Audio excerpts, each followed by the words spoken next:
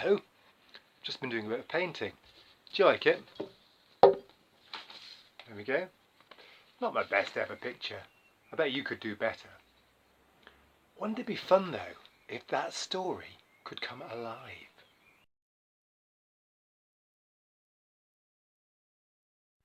There was once a boy about your age called Ma Liang.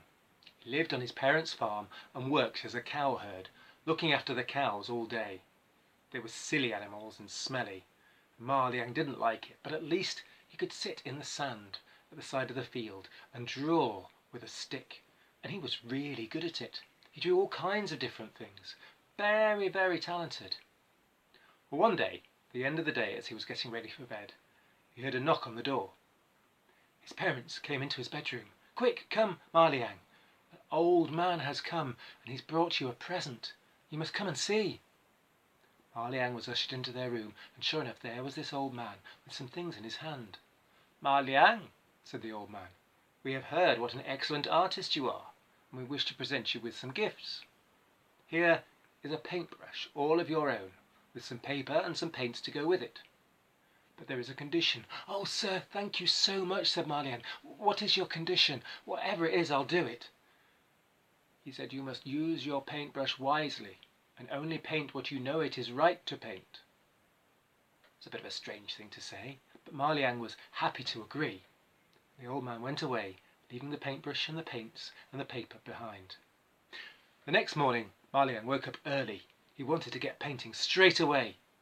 There was a sound from the farmyard. "Cock-a-doodle-doo!" It was the cockerel. He'd paint another one.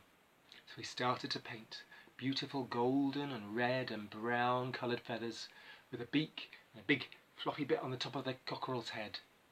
And when he put the last finishing touches to it, something strange happened. The cockerel began to move on the paper, and then all of a sudden simply leapt out of the paper altogether and flew off, clucking and cock-a-doodle-dooing as he went. Ma Liang couldn't believe it. So was this it? Everything he painted would come to life? He looked across his father's fields. They were dry and parched. It was a long way to the river, and it was hard work bringing the water from the river to water all the plants that were growing. What if there was a river running right by it? So he painted his father's farm, but he painted in a river running through. And when he just finished drawing it, suddenly the river flowed out of the page onto the ground and became a river running through the farm. It had come true. Next, he painted some water buffalo and some cattle so that his father would have something to pull the plough along, so he wouldn't have such hard work ploughing up the fields for the crops. And sure enough, the water buffalo and the cows came to life too. This was wonderful. He had a magic paintbrush, and anything he painted would come real. Well, word soon got about the village what was happening. In fact, it got further afield, as far afield as the emperor himself, who called Ma Liang to come and paint for him.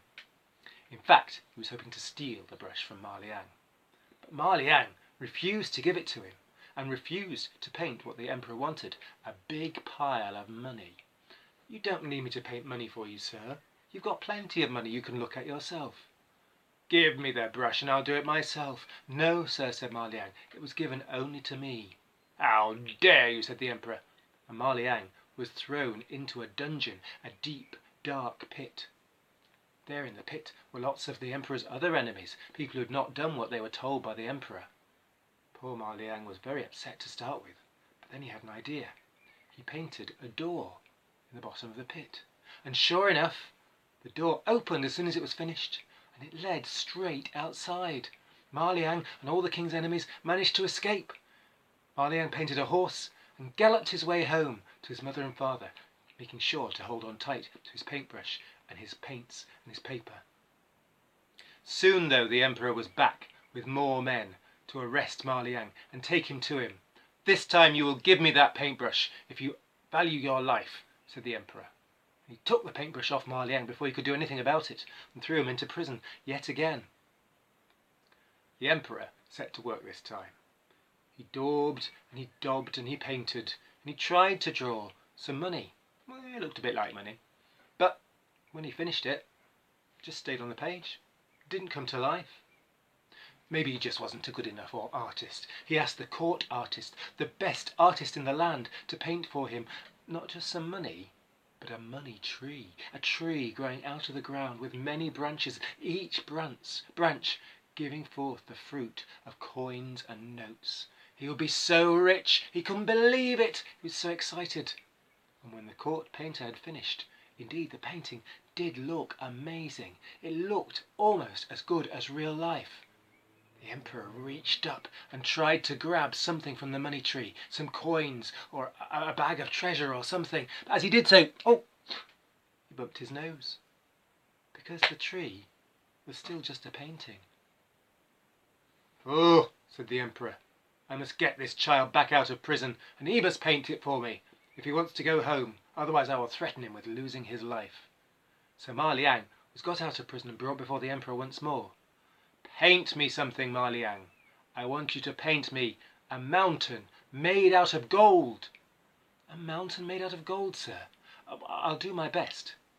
And he dipped his paintbrush into the paints and started to paint. But what he painted very soon became clear was the sea with waves. "That's not a golden mountain," said the king. "Just be waiting," said Ma Liang. "I will paint you a golden mountain too." And when he'd finished the sea, he painted the mountain behind it. A huge mountain made entirely of gold that glistened and glimmered in the sunlight. "It's amazing," said the king. And as Ma Liang finished the mountain, the whole thing came to life. "This is what I wanted," said the emperor. "But how can I get to it now? The sea's in the way." "I will paint you a boat," said Ma Liang. And he painted a great big galleon, fit for a king or an emperor to ride in. "There you go," he said. "Now sail off and get your gold, if that's what you really want." The king mounted the ship, with some of his advisors as well, and they all set sail, off to find the mountain of gold. But as they reached the middle of the sea, Ma Liang began to paint once more. He painted clouds. He painted the wind buffeting them about. He painted a storm. And as the storm came to life, the ship was tossed to and fro, and the emperor feared for his life, rightly too, because eventually the mast of the ship snapped. The ship broke in two and sank to the bottom of the sea with the emperor on board. The emperor was gone. His greed had led to his own death. The people cheered. "Thank you, Ma Liang," they said, "for saving us. You've rescued us from this terrible man." Ma Liang said, "I have, it is true, but I promise never to harm anybody else with my paintbrush." And he never did, but he did an awful lot of good, painting all the different things that the people needed. They made him emperor instead, and he always kept his paintbrush right by his side to help his people in whatever way he could. That is my version of the story of the magic paintbrush. Thanks for listening.